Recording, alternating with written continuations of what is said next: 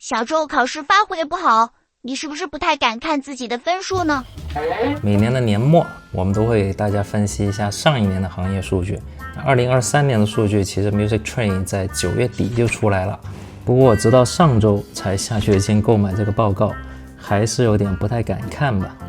但每年还是有很多朋友在催我们更新这个内容，那下面大家就做好心理准备，我们来公布分数。如果你是第一次看这个行业分析，我们这里说的乐器行业指的是广义乐器，还包括扩声、录音、DJ 等10几个大品类。我们先看一下全球的数据。2023年的12个月份，全球乐器行业的销售额是181亿美金，连续2年下滑。其实下滑的幅度还能接受，因为比疫情前的2019和2020年都要高。不过市场下滑的时候，大家都要牺牲利润。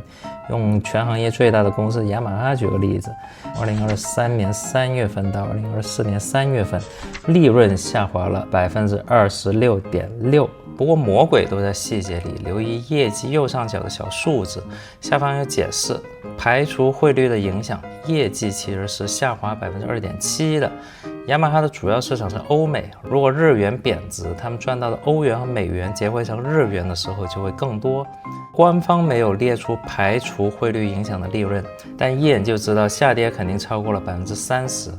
造成全行业下跌的主要原因当然还是美国呀，因为全美的乐器销售额下滑了将近4亿美金，跌幅4.2%。由于美国占据了全球乐器市场份额的46%，所以美国跌就是全球跌。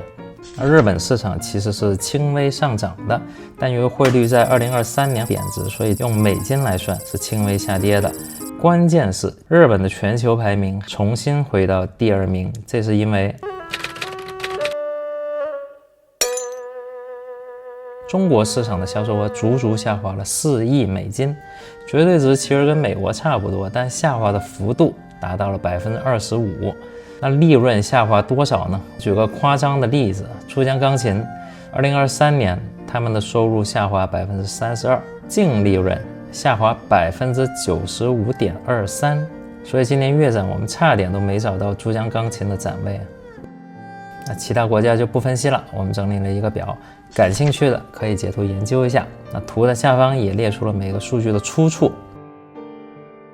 那今年是我们分析 Music Trade 数据的第10年，数据甚至比10年前的2013年还要惨。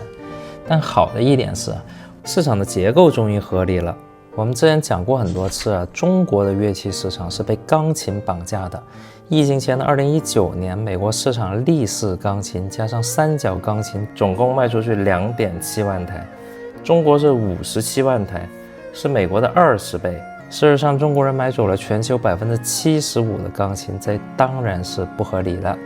所以现在欣慰的是，即使没有钢琴品类，我们的销售额依然很接近2013年。钢琴市场会不会回暖？不会，跟房地产市场一样，2024年大概率还会继续下滑。现在高考也不加分了，孩子的数量也在减少，想学钢琴的直接上2-3千的电钢也可以，这才是世界的主流趋势。另外要补充，这些数据都是美国的行业协会统计的。由于中美关系紧张，还有市场的跨界化，如果国内的电商平台和新兴厂商不鸟 NAM 机构，那美国人根本拿不到中国市场的准确数据。那根据我们的估算，其实中国的乐器市场规模要比美国人统计的高出2-3倍的样子，所以也不用太灰心了。不过呢，对比主流发达国家，我们的人均乐器消费还是很低。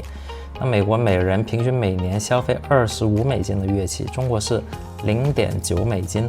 再对比一下购买力平价的人均 GDP， 假设各国物价一样的情况下，美国人会将年收入的3/1000用来消费乐器，中国只有4/10,000。你可以认为中国没有乐器市场的土壤，也可以说这里有很大的市场潜力。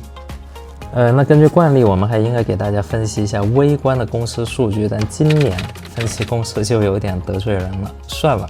我们将数据整理出来，放在视频配套的图文里边，感兴趣的可以自己研究，看一下自己喜欢的品牌有多惨呢。